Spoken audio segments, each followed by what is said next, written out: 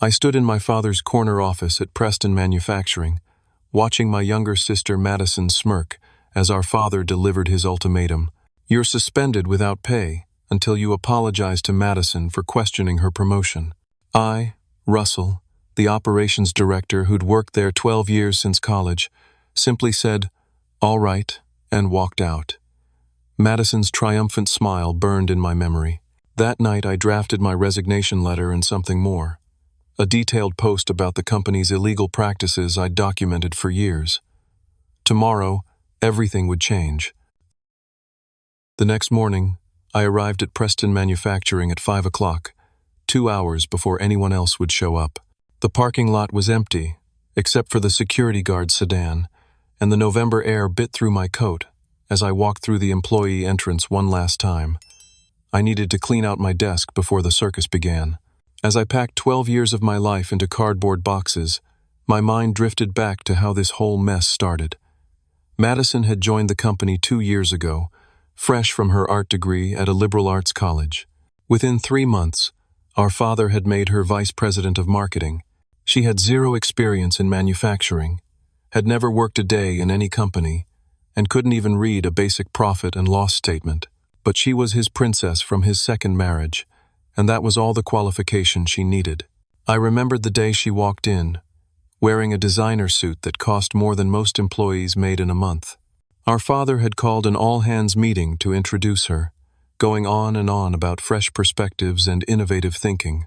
The employees who had worked their way up for years stood there, forcing smiles while watching someone half their age get handed what they'd spent decades trying to achieve. Meanwhile, I had started at Preston as a junior analyst right out of college. I worked 16-hour days, learned every aspect of the business from the factory floor up. Over 12 years, I had built systems that saved the company millions of dollars. I restructured our supply chain, reducing costs by 30%. I had negotiated contracts with suppliers that gave us the best rates in the industry. I had grown our operation from 50 employees to 500, from 1 facility to 3. The incident that triggered my suspension had happened yesterday in the boardroom. Madison had presented her new marketing initiative, requesting $2 million to hire her college friend's consulting firm. When I looked at the proposal, it was clear this firm had no experience in industrial manufacturing marketing. They specialized in fashion brands and social media influencers. I had asked simple questions. What was the expected return on investment? Had we considered established firms with manufacturing experience? How would this integrate with our existing sales strategy? Madison's face had turned red. Then the tears started. "Russell is bullying me again," she had told our father. "He never supports my ideas. He thinks because he's been here longer, he knows everything." This is exactly the kind of toxic masculinity that holds companies back. Our father's face had darkened. Without even looking at the proposal or considering my questions, he had stood up. "Russell, you need to apologize to your sister right now." "For asking about return on investment?" I had asked, genuinely confused. "For undermining her authority and making her feel unwelcome in her own family's company," he had shot back. That's when he had delivered the suspension ultimatum. The other board members had sat there in uncomfortable silence. Robert, our CFO, had tried to speak up, but our father had shut him down with a look. Now, as I pulled files from my desk drawer, I found something that made me pause. It was a report I had submitted 6 months ago, a comprehensive cost reduction strategy that would save the company $4 million annually. My name had been on it when I submitted it, but here was a copy from last month's board packet, and the author's name had been changed to Madison Preston. She had been taking credit for my work, and our father had been letting her. I reached deeper into the drawer and found the USB drive I had hidden there 2 years ago. On it was documentation I had been collecting, evidence of our father's tax evasion schemes, the offshore accounts he used to hide profits, the safety violations he had ordered me to ignore, the inspectors he had bribed. I had kept it all, hoping I would never need to use it, hoping he would change. But now I understood he never would. My phone buzzed. A text from my father at 6 in the morning. "Stop being stubborn. Just apologize and we can move forward. This is beneath you, son." I looked at the text for a long moment. Then I opened LinkedIn on my phone. I had written my resignation letter the night before, but I had also written something else.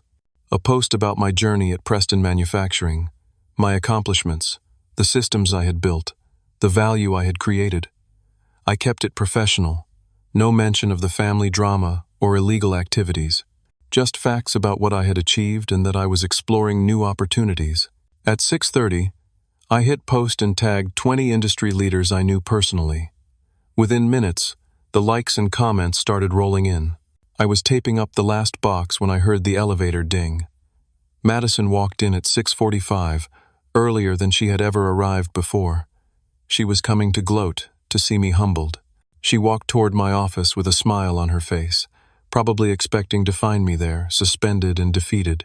Instead, she found Patricia, my assistant of 8 years, crying as she looked at my empty office. "Where is he?" Madison demanded.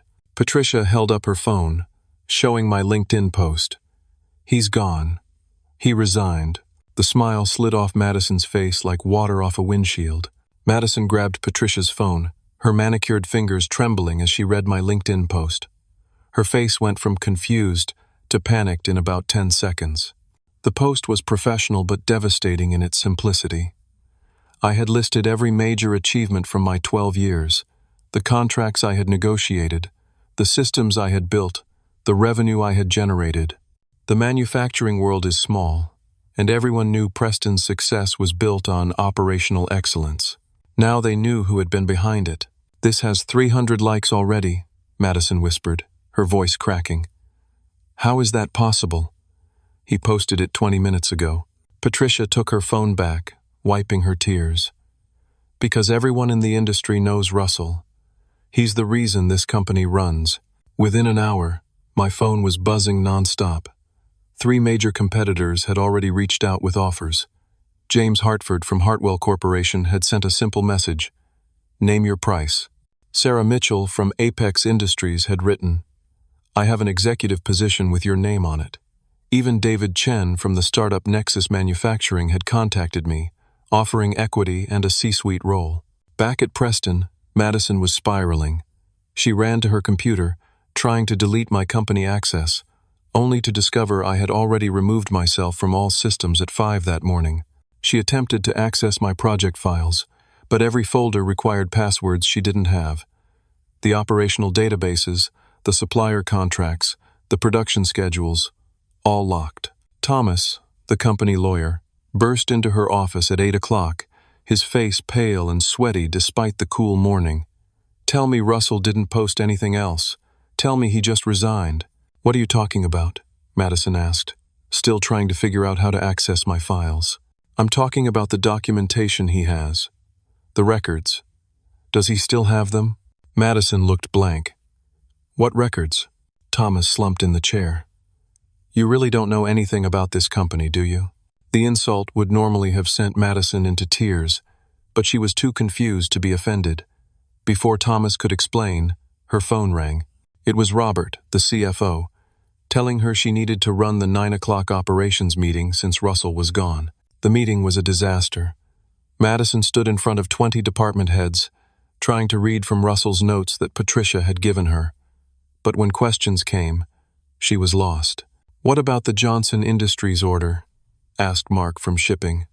Russell was negotiating a special freight arrangement. "I'll have to get back to you on that," Madison said. "The supplier from Ohio needs confirmation on the modified payment terms Russell promised," added Jennifer from procurement. "I'll look into it," Madison replied, her voice getting smaller. "We have 3 union grievances that Russell was mediating," said Paul from HR. "The meetings are scheduled for this afternoon." Madison just stared at him. She didn't even know the company had union contracts. Meanwhile, I was sitting in a coffee shop downtown with my friend William, who worked as a business journalist for the Manufacturing Gazette. I slid a folder across the table to him. "This is all off the record for now," I said. "But you might want to start looking into Preston Manufacturing's safety record." William opened the folder, his eyes widening as he saw the photos and documentation. There was Marcus, a machine operator who had lost 2 fingers, because my father had refused to update safety equipment. There were the falsified inspection reports, the bribed inspectors, the OSHA violations that had been covered up. "Russell, this is huge," William said. "People could have died." "Someone almost did," I replied. "And when I tried to fix it, I was told it would cost too much." My father said, and I quote, "Workers know the risks when they sign up." Back at Preston, Madison was on the phone with our father, who was at his golf club for his regular Thursday morning game. "Dad, you need to come back. Everything's falling apart," she pleaded. "Don't be dramatic, Madison. Russell's just having a tantrum. He'll be back by Monday when he needs the money." "No, Dad, you don't understand. Clients are calling. Johnson Industries wants to know if Russell's departure means delays in their order. Thompson Steel is asking who their new account manager will be. 3 other clients have already requested meetings to discuss their concerns." There was silence on the other end. Then, "Handle it, Madison. That's why I made you vice president. But I don't know how to handle it. I don't even understand what Russell did here." "Figure it out." Our father snapped and hung up. Madison sat at her desk, staring at the wall of awards and certificates in her office. Most of them were for initiatives Russell had led, but she had taken credit for. She was starting to realize that she had no idea how to actually run anything. At 11:45, the phone in the executive conference room rang. Thomas answered it, then went pale again. "Yes, this is the legal department. The Russell Preston situation?" "What do you mean, situation?" "He resigned this morning. Documentation?" "What documentation?" He hung up and immediately called my father. "We have a problem. The Department of Labor just called. They're asking about Russell and wanting to see documentation about his suspension and resignation. Someone tipped them off about potential wrongful termination and workplace harassment." My father finally left his golf game and headed back to the office.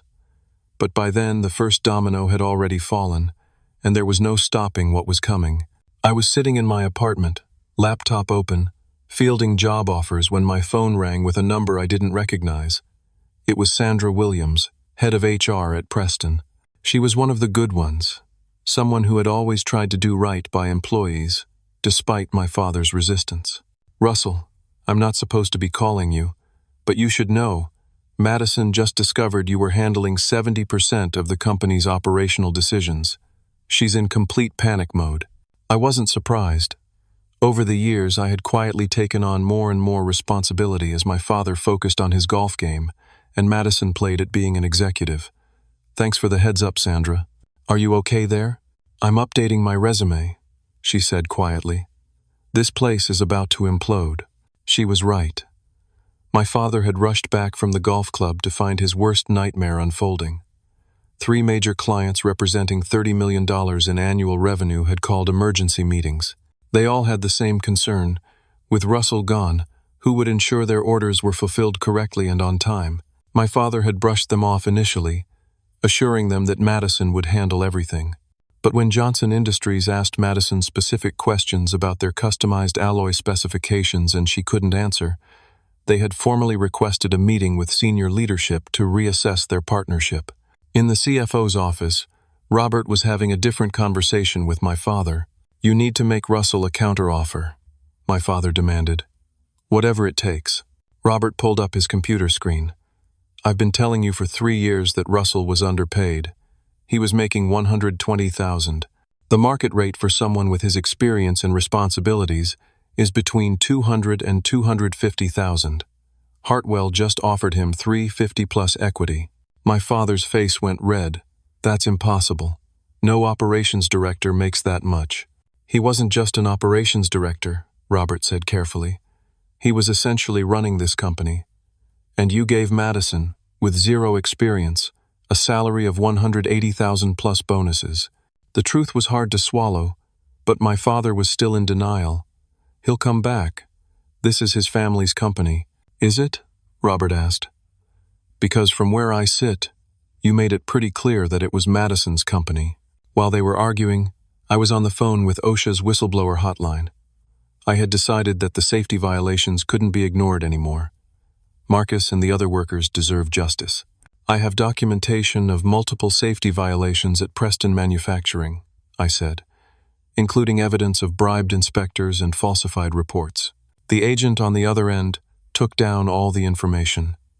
"We take these allegations very seriously, Mr. Preston. Can you send us the documentation?" "Already uploaded to your secure portal," I replied. Back at Preston, Madison was trying to salvage the Johnson Industries meeting. She had spent 2 hours trying to understand Russell's notes, but technical specifications for industrial alloys might as well have been written in ancient Greek to her. "So you need the carbon steel with 0.08 carbon content?" she said, reading from the notes. "No," Mr. Johnson said, clearly frustrated. "We specifically negotiated with Russell for 0.06 for better weldability. This is exactly why we're concerned. These details matter in our industry." Madison's assistant interrupted the meeting. "Miss Preston, your father is trying to reach Russell, but his phone is going straight to voicemail." My father had finally swallowed his pride enough to call me, but I had blocked his number. I wasn't interested in his demands or his half-hearted attempts to fix this. By 3 o'clock, things had gotten worse. Thomas had discovered that my LinkedIn post had been shared 5,000 times.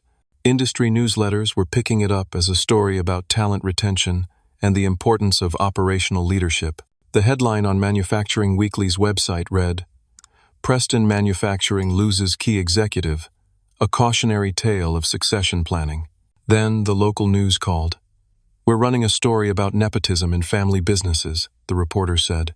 "We'd like to get Preston Manufacturing's comment on the departure of Russell Preston and the qualifications of Madison Preston for her role." Thomas had to physically restrain my father from taking the call and making things worse. At 4 o'clock, Madison was crying in her office. She had just come from a production floor meeting where she had tried to assert her authority, only to have the floor supervisors explain that they couldn't make the changes she wanted because they would violate the union contracts that Russell had negotiated. "I didn't even know we had union contracts," she admitted to Patricia. Patricia, who had stayed loyal to the company if not to Madison, looked at her with a mixture of pity and frustration. Russell negotiated those contracts 3 years ago. He spent 6 months working with the union to find a deal that worked for everyone. It's why we haven't had a strike when every other manufacturer in the state has. My father found Madison in her office, and for the first time she was honest with him. "I can't do this, Dad. I don't understand any of it. The suppliers, the contracts, the specifications, the unions. Russell did everything, and I just took credit for it." It was the first truthful thing she had said in 2 years. But it was too late. Meanwhile, I had just accepted the consulting offer from Hartwell Corporation. The salary was $350,000, plus equity, plus a signing bonus that would cover my living expenses for a year. But more importantly, they valued what I brought to the table.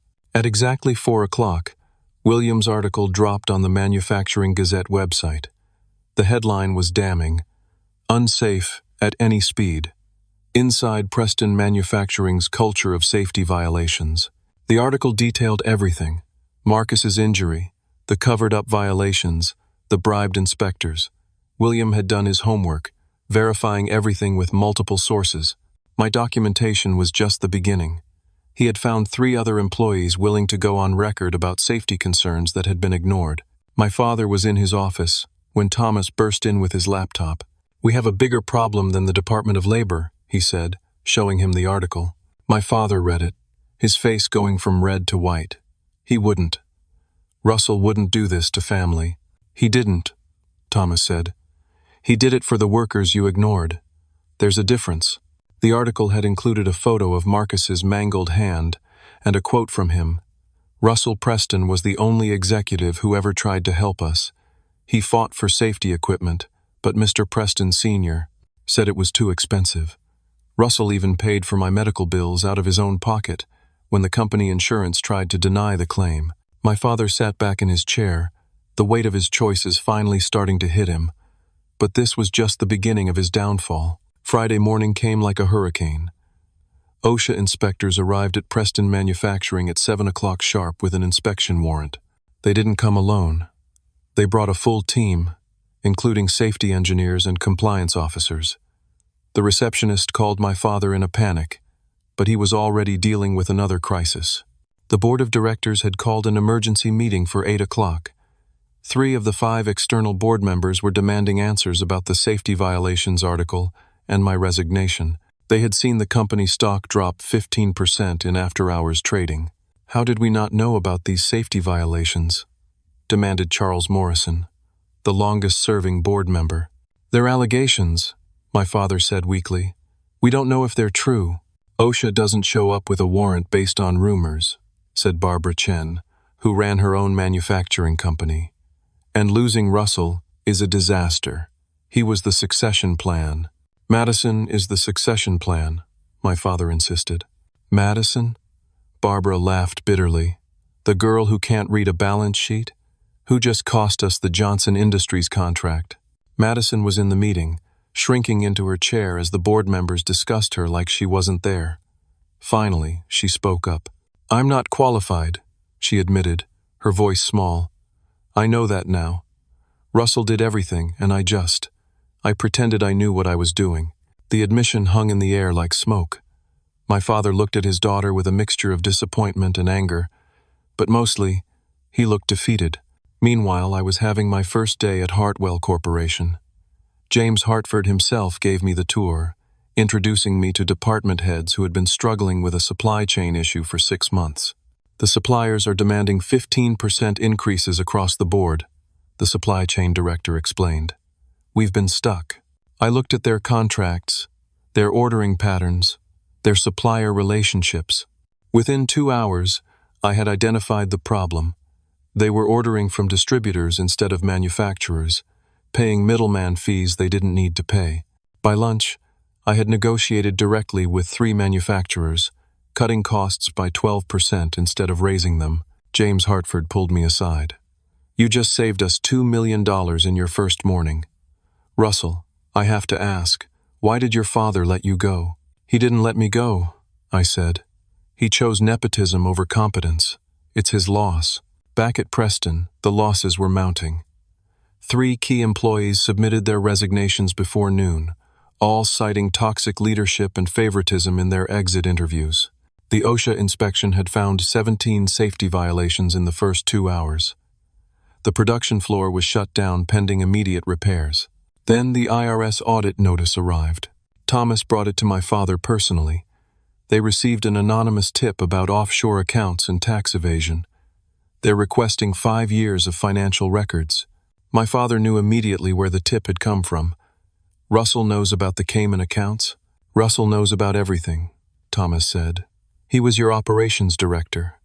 He saw all the invoices, all the transfers. You had him sign off on reports that included the falsified numbers. But he benefited from those accounts too. The company's success was his success." "Did he?" Thomas asked. "You paid him half the market rate, gave his sister credit for his work, and then suspended him for asking questions. What exactly did he benefit from?"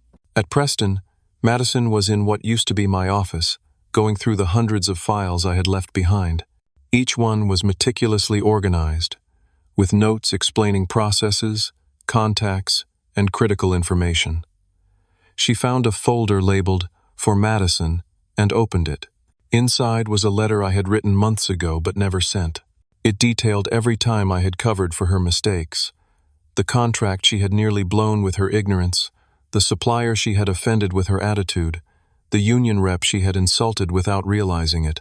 Each time, I had stepped in, smoothed things over, fixed the problem, without anyone knowing. The last line of the letter read, "I didn't do this because I had to. I did it because you're my sister, and I hoped one day you'd want to actually learn the business instead of just playing executive." Madison broke down crying. For the first time, she understood the full weight of what she had lost, not just an employee, but a brother who had protected her despite her treatment of him. The afternoon brought more bad news. Johnson Industries officially terminated their contract, specifically citing lack of confidence in current leadership and operational capabilities. That was $10 million in annual revenue gone. 2 other major clients followed suit by end of business. At 4:30, something unexpected happened. The FBI arrived at Preston Manufacturing. 2 agents in dark suits asked to speak with my father privately. They had received information about potential tax fraud and money laundering through offshore accounts. The documentation I had provided to the IRS had triggered a criminal investigation. "Mr. Preston, we need you to come with us for questioning," one agent said. "You're not under arrest, but we strongly advise you to bring your attorney." My father left the building in an FBI sedan, while employees watched from the windows. Madison stood in the parking lot, watching her father disappear, finally understanding that the empire he had built was crumbling because of his own choices. That evening, I got a call from Patricia. "Russell, I wanted you to know that Madison found the letter you left her. She's been crying for hours. Also, the FBI took your father for questioning. The whole company is in chaos. I'm sorry you're caught in the middle of this, Patricia," I said sincerely. "I'm not," she replied. "This needed to happen. The rot needed to be exposed. By the way, is Hartwell hiring? Send me your resume," I said. "I'll make sure it gets to the right people." As I hung up, I felt a strange mixture of satisfaction and sadness. I had spent 12 years trying to build something great at Preston Manufacturing, only to watch my father's greed and favoritism destroy it.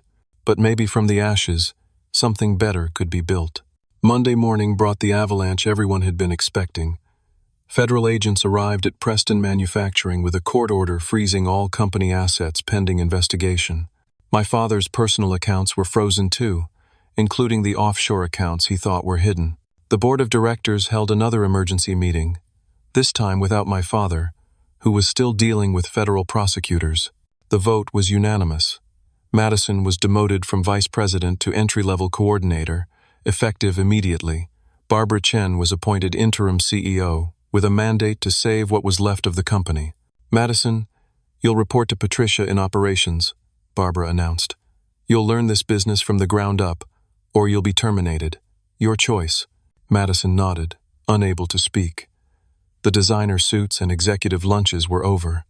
She would be making $35,000 a year if she could keep the job. The news of my success at Hartwell had spread throughout the industry. Manufacturing Weekly ran a feature story, "Former Preston exec saves competitor $5 million in first week." The article detailed how I had restructured Hartwell's entire supply chain, eliminating inefficiencies that had plagued them for years. James Hartford was quoted saying, "Russell Preston is the kind of operational genius that comes along once in a decade. Preston Manufacturing's loss is definitely our gain." My father read the article from his lawyer's office, where he was preparing for criminal charges. His country club had already revoked his membership, citing conduct unbecoming of a member after the FBI investigation became public. Madison's first day as a coordinator was humiliating. She reported to Patricia, who had been my assistant but was now operations supervisor. Patricia didn't go easy on her. "Your first task is to learn our inventory system," Patricia said. "Russell designed it, so it's sophisticated but logical. You'll need to understand it to do anything here." Madison spent 10 hours trying to understand what Russell had built. Every process, every system had layers of complexity she had never imagined. She began to grasp just how much intellectual capital had walked out the door with me. That evening, she went home to her luxury apartment, which she would have to give up soon since she could no longer afford it on her new salary. She sat at her kitchen table and wrote me a letter. "Russell, I know you'll probably never read this, but I need to write it. I was a terrible sister. I took credit for your work. I let Dad treat you unfairly, and I acted like I deserved success just for existing. You protected me even when I didn't deserve it. The letter you left showed me how blind I've been. I'm sorry. I'm so sorry." She mailed it to Hartwell Corporation, not knowing if it would ever reach me. Meanwhile, 7 more Preston clients had signed contracts with Hartwell, specifically requesting that I manage their accounts. Each transfer was another nail in Preston's coffin. Tuesday brought more revelations. The FBI investigation had uncovered that my father had been bribing city officials to overlook zoning violations for Preston's expansion. The local news ran with the story, and protesters gathered outside Preston's headquarters demanding justice. My father's lawyer advised him to prepare for serious jail time. "The evidence is overwhelming," he said. "Your son documented everything meticulously.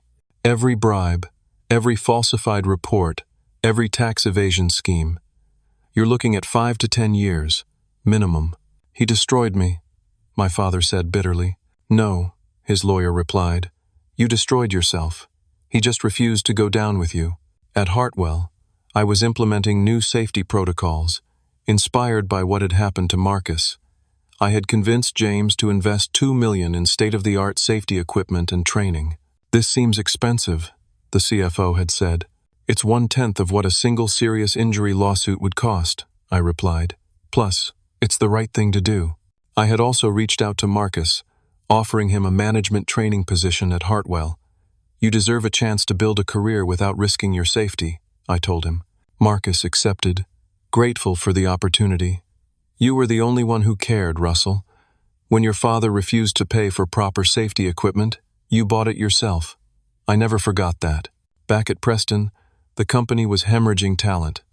40% of the workforce had quit in 2 weeks, most citing loss of confidence in leadership.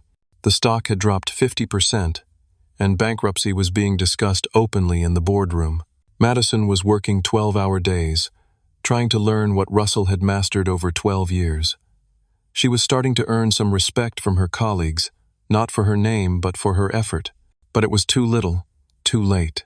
Thursday brought another blow. My father's wife, my stepmother Jennifer, filed for divorce.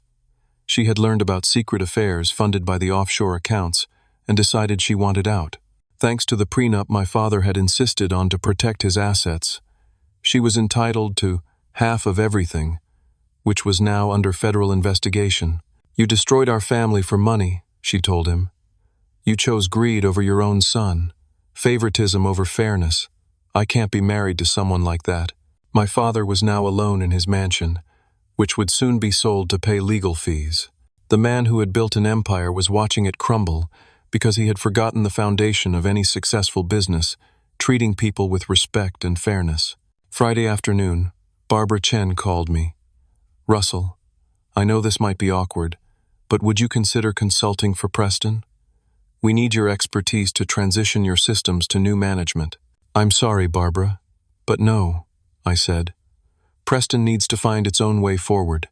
Besides, I have a non-compete clause with Hartwell now. I understand, she said.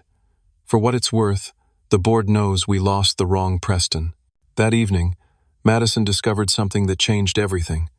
While going through old financial records, she found documents about a trust fund their mother had set up before she died. Their father had hidden it from both of them, but it was legally theirs. Madison's share was $200,000, enough to start over. Mine was the same. She immediately sent me the documentation with a note. Dad hid this from us. Half is yours. It's the least I can do. It was the first genuinely decent thing Madison had done in years, and it hinted that maybe, just maybe, she was learning who she really wanted to be. 3 months had passed since I walked out of Preston Manufacturing. The company that my father had spent 30 years building was now in bankruptcy proceedings, about to be sold to the highest bidder. He sat alone in his mansion, surrounded by boxes, preparing to move to a small apartment after the house was foreclosed to pay his legal debts. The criminal trial had begun 2 weeks ago. The prosecution's case was built on the documentation I had provided, meticulous records of bribes, safety violations, and tax evasion spanning 5 years. My father's lawyer had tried to paint me as a vindictive son, but the evidence was too overwhelming. Madison had surprised everyone, including herself. She had been working warehouse shifts at Preston, learning the business from the ground up under Barbara Chen's strict supervision. Her designer clothes had been replaced with steel-toed boots and work uniforms. Her manicured nails were broken from handling inventory. But for the first time in her life, she was earning genuine respect. Madison's actually not bad when she applies herself, Patricia told me during one of our calls. She's been here until midnight every night, studying Russell's systems, learning the supply chain. She's finally becoming the employee she should have been from the start. Madison had been called to testify at our father's trial. She stood in the witness box, looking at the man who had given her everything except the chance to earn it herself. My father created a culture of favoritism and corruption, she said, her voice steady. He promoted me beyond my capabilities and punished Russell for pointing out the obvious. He chose his ego over his employees' safety, his greed over his family. I was complicit in this, and I take responsibility for my part. Her testimony was damaging, but it was also liberating. She was finally free from the golden cage he had built for her. Meanwhile, at Hartwell, I had been promoted to Executive Vice President of Operations. My innovations had increased efficiency by 35% and reduced workplace injuries to 0. The company was thriving, and James Hartford had made it clear that I was being groomed for the CEO position when he retired. The acquisition announcement came on a Tuesday. Hartwell Corporation was buying Preston Manufacturing's assets in a bankruptcy auction for 10 cents on the dollar. James called me into his office. "Russell, I want you to lead the acquisition team. You know Preston better than anyone, and we need to retain the good employees while restructuring the operation." It was surreal, returning to Preston as part of the acquisition team. The building felt smaller somehow, diminished. Employees who had once reported to my father now looked to me for reassurance about their futures. I held an all-hands meeting in the warehouse. "Everyone who worked honestly and competently will have a job with Hartwell," I announced. "We're investing $15 million in safety upgrades and modernization. This facility will become Hartwell's primary manufacturing center, and we're committed to keeping jobs local." The relief in the room was palpable. These people had been victims of my father's greed just as much as I had been. After the meeting, Madison approached me. She looked different, humbler, wearing her work uniform with actual pride. "Russell, thank you for saving these jobs," she said. "These people deserve better than what Dad gave them." "They deserve what everyone deserves," I replied. "Fair treatment and a safe place to work." "I've been thinking," she continued. "I want to earn my place here, really earn it. Would you consider giving me a chance as an entry-level employee at Hartwell? I'll start wherever you think is appropriate." I studied my sister, looking for signs of the entitled princess she had been. Instead, I saw someone who had been broken down and rebuilt, someone who finally understood the value of honest work. "Submit your application through proper channels," I said. "You'll be evaluated like any other candidate. No special treatment, good or bad." "That's all I want," she said, and I believed her. The next day, my father's sentence was delivered. 18 months in minimum security prison for tax evasion, plus 5 years probation and $2 million in fines. His empire was gone, his reputation destroyed, his family fractured. He would serve his time doing manual labor, learning the value of the honest work he had always looked down upon. As they led him away in handcuffs, he looked at me in the gallery. For a moment, our eyes met. I saw no remorse, only anger and self-pity. He still believed he was the victim, but Madison saw it differently. After the sentencing, she approached our father during his last moment of freedom before being taken to prison. "Dad, I forgive you," she said. "Not for what you did, but so I can move forward. You gave me privilege without purpose, success without satisfaction. Russell tried to teach me, but you wouldn't let him. Now I'm learning what I should have learned years ago, that respect is earned, not inherited." Our father said nothing, but his shoulders sagged as the weight of his choices finally hit him. 6 months later, Preston Manufacturing was officially rebranded as Hartwell Manufacturing Division. The sign came down on a rainy Thursday morning. I stood in the parking lot, watching them remove the letters that had spelled out my family name for 30 years. Patricia stood beside me, now Director of Operations, a position she had earned through competence and loyalty. "Do you regret it?" she asked. "Bringing down your family's company?" "I didn't bring it down," I said. "My father did that himself. I just refused to let him take everyone else with him." Madison had been hired at Hartwell after a rigorous interview process. She started in inventory management, making $40,000 a year. She had sold her luxury apartment, bought a modest condo, and enrolled in night school for her MBA. She was finally becoming the person she could have been all along. During her lunch break, she found me in my office. "Russell, I wanted to show you something." She pulled out a folder containing a training program she had developed for preventing nepotism in family businesses. "I've been working on this in my spare time," she explained. "It's based on what happened to us, what I learned from my mistakes. I thought maybe Hartwell could use it for management training." I read through it, impressed by the insight and honesty. She had turned our family's dysfunction into something that could help others avoid the same fate. "This is excellent work, Madison. Submit it to HR for review." She smiled, and for the first time in years, it was genuine, earned through effort rather than entitlement. 1 year after I walked out of Preston Manufacturing, I stood in what was now Hartwell's main production facility, watching the most efficient operation in the industry. The same building where my father had cut corners on safety now had the best safety record in the state. The workers who had once feared for their jobs now had profit-sharing plans and clear advancement paths. My father had been released from prison 3 weeks ago, after serving 12 months with good behavior. The man who emerged was different from the one who had entered. 18 months of kitchen duty and janitorial work had taught him humility he had never possessed.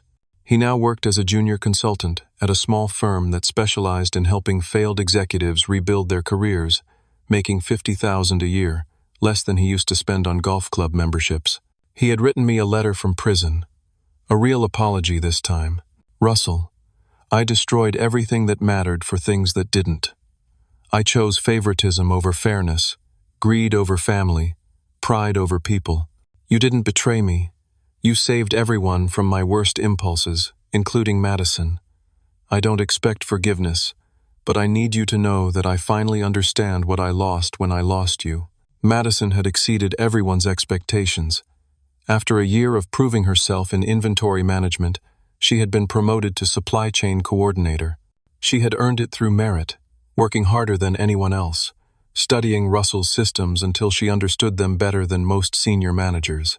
Her training program on nepotism prevention had been adopted company-wide at Hartwell and was being licensed to other corporations. We met for lunch on a Tuesday, the first time we had sat together as siblings rather than adversaries in over 3 years. "I got my first performance bonus yesterday," she said proudly. $5,000. I earned every penny of it." "You did," I agreed. "Your optimization of the inventory system saved us $70,000 last quarter." "It's strange," she reflected. "When Dad gave me a $50,000 bonus for doing nothing, I felt empty. This $5,000 feels like a fortune because I worked for it." "That's the difference between being given something and earning it," I said. "One feeds your ego, the other feeds your soul." Marcus had completed his management training and was now a department supervisor, implementing safety protocols that had become the industry standard. He had started a scholarship fund for children of manufacturing workers, which Hartwell matched dollar for dollar. "You saved my career, Russell," he told me at the company picnic. "After the injury, I thought I was done. Now I'm helping make sure no one else goes through what I did." Patricia had been promoted to Vice President of Operations, making her one of the highest-ranking black women in the manufacturing industry. She had earned it through 15 years of competence and dedication that my father had never recognized. "You know what the best part is?" she said during our weekly meeting. "I'm finally being valued for my brain, not treated like furniture." The transformation was remarkable. The facility that had once been known for accidents and inefficiency was now winning awards for safety and innovation. Morale was at an all-time high. Turnover had dropped to nearly zero. James Hartford called me into his office on a Friday afternoon. "Russell, I'm retiring next year. The board has unanimously approved you as my successor. At 35, you'll be the youngest CEO in Hartwell's history." "James, I'm honored. But—" "No buts," he interrupted. "You've earned this. You took a failing acquisition and turned it into our most profitable division. You've shown that success doesn't require sacrificing integrity." That evening there was a family dinner, the first in over a year. My father, Madison, and I met at a simple restaurant. No luxury, no pretense. My father looked older, humbler, wearing a department store suit instead of designer labels. "I'm proud of both of you," he said quietly. "Madison, for becoming who you were meant to be. Russell, for having the courage to stand up to me." "It wasn't courage," I said. "It was necessity. You left me no choice." "I know," he replied, "and that's my greatest regret. I turned my son into my adversary and my daughter into a decoration. But watching you both now, seeing what you've become despite me, maybe because of opposing me, I see that you're both stronger than I ever was." Madison reached across the table and took his hand. "Dad, we're not strong despite you. We're strong because Russell showed us what strength really looks like. He could have let your corruption continue, could have taken the easy path. Instead, he chose integrity, even when it cost him everything. And gained everything that mattered, I added. 6 months later, I married Jennifer Martinez, a labor rights attorney I had met during the Hartwell acquisition. My father attended, sitting quietly in the back, while Madison was in the wedding party. Marcus gave a speech about how I had stood up for workers when no one else would.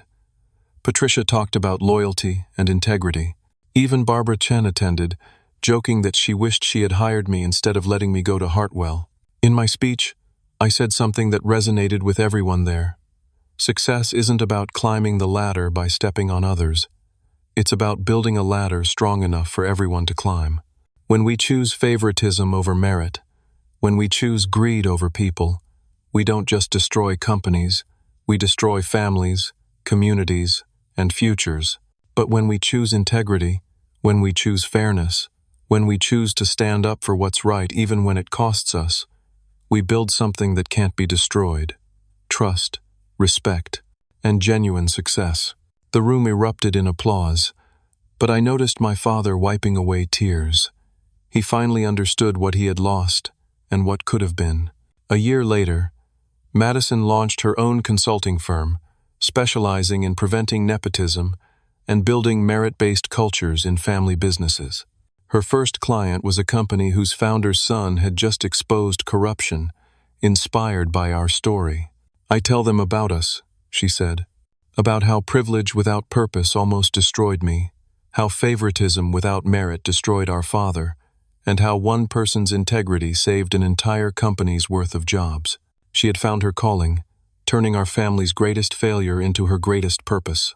My father continued his quiet work at the small consulting firm, helping failed executives understand their mistakes. He lived modestly, drove a 10-year-old sedan, and found peace in simplicity he had once scorned. "I spent 30 years building an empire on sand," he told me during one of our monthly coffee meetings. "You built something on bedrock: competence, integrity, and respect for others. Your empire will last." Looking back, the day my father suspended me for refusing to apologize to Madison was the best thing that ever happened to all of us. It forced Madison to confront her incompetence and become competent. It forced my father to face the consequences of his corruption.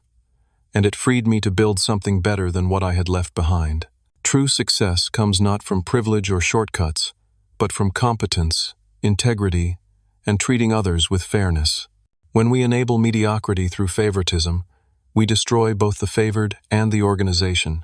Standing up for what's right, even against family, ultimately saves everyone, including those who wrong us, from their own destruction. But I want to hear from you. Have you ever had to choose between family loyalty and doing what's right? Have you witnessed favoritism destroy a workplace or relationship? What would you have done in my situation? Share your story in the comments below.